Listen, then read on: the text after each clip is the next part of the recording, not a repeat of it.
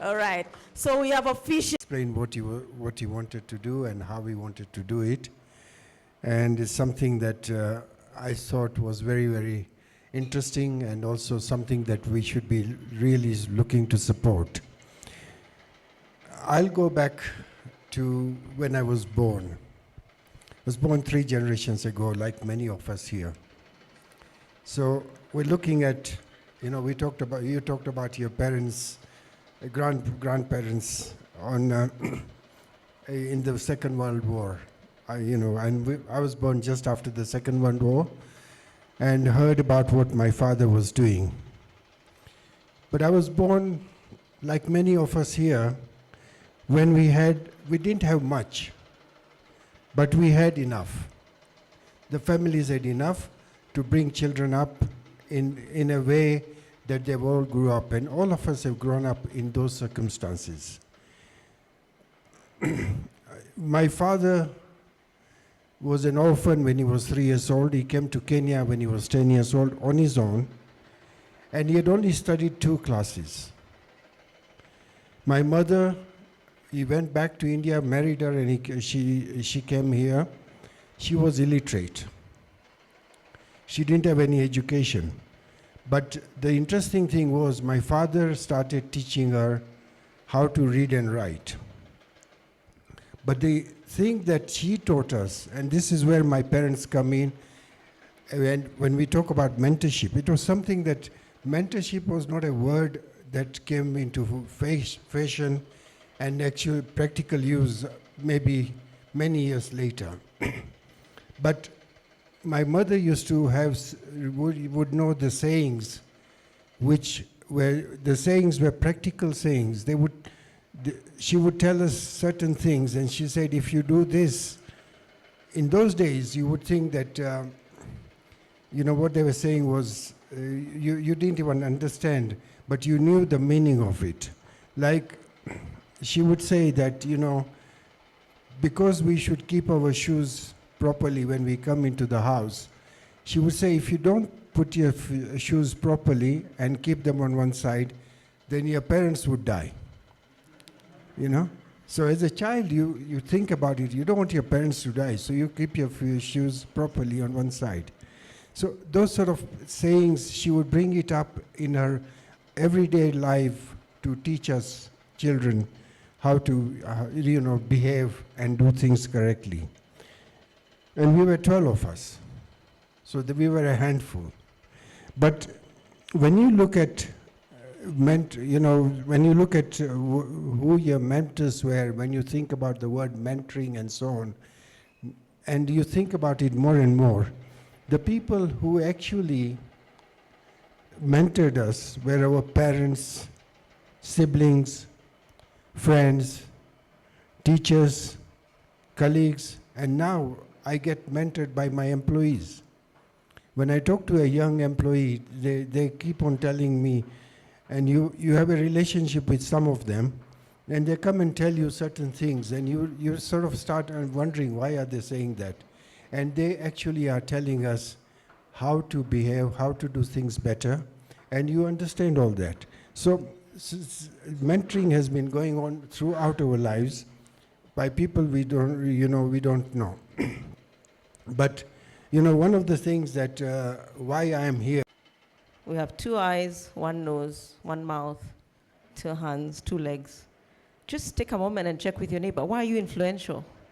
I mean, you're a human being. So why are you influential?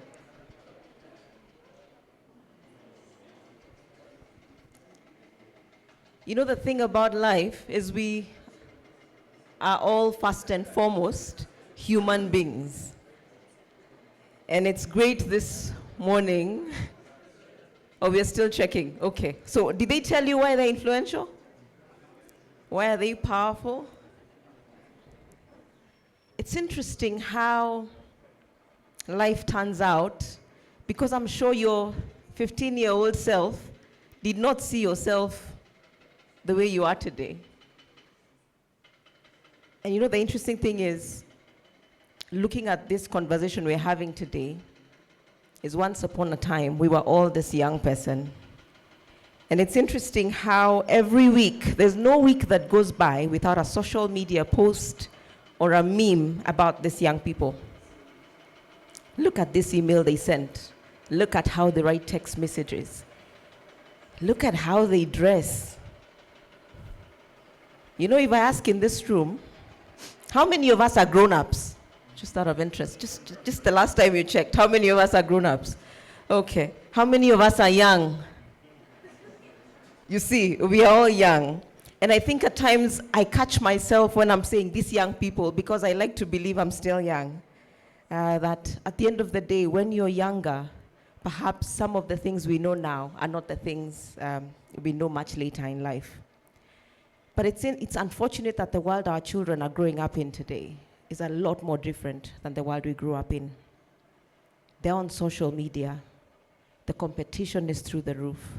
The challenges are significantly different. The peer pressure is nothing like it's ever been before. It's different. And today, as we're talking about underprivileged children, I just wondered whether we understand what being underprivileged truly means. And maybe, Stephen, one of the things that can help us is one of these fine days, if we actually go and walk a day in the life of these underprivileged children. Because maybe for us, and for some of us, it's something we imagine what it's like.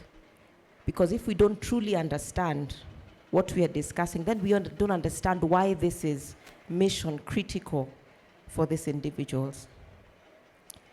Growing up, going to national school, as some people in this room have emphasized this morning, meant you made your parents proud.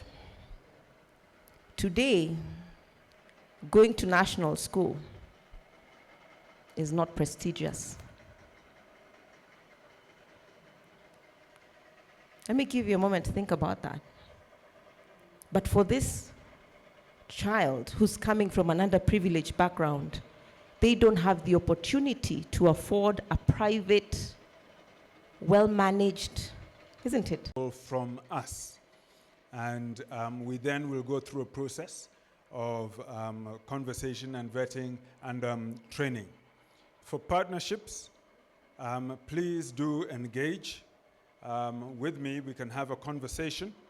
Opportunities for partnership were actually indicated over there.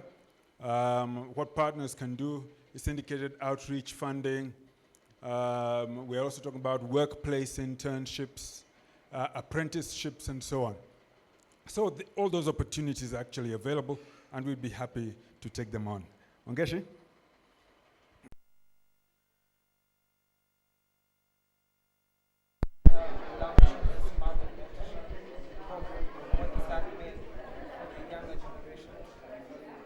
The Maven Mentorship Society and this launch today is quite an exciting initiative, and mostly because it focuses on mentorship for the underprivileged from as young as high school.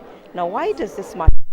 Young people have significant challenges, but over and above that, when you're underprivileged, you're struggling with a lot more than the typical young person. You also have challenges with issues that relate to human dignity, the basic needs. You know, you're still struggling with the basics of food, shelter, and water, possibly a lot more of a challenging home environment, and therefore why the role of mentorship is extremely critical at this time when this young person is defining who they are. If you recall, and for most of us, we tend to define ourselves and find who we are in high school. That is when we decide whether we are worth something, whether we are somebody, and therefore mentorship at that time by the right people is extremely critical to who this young person becomes.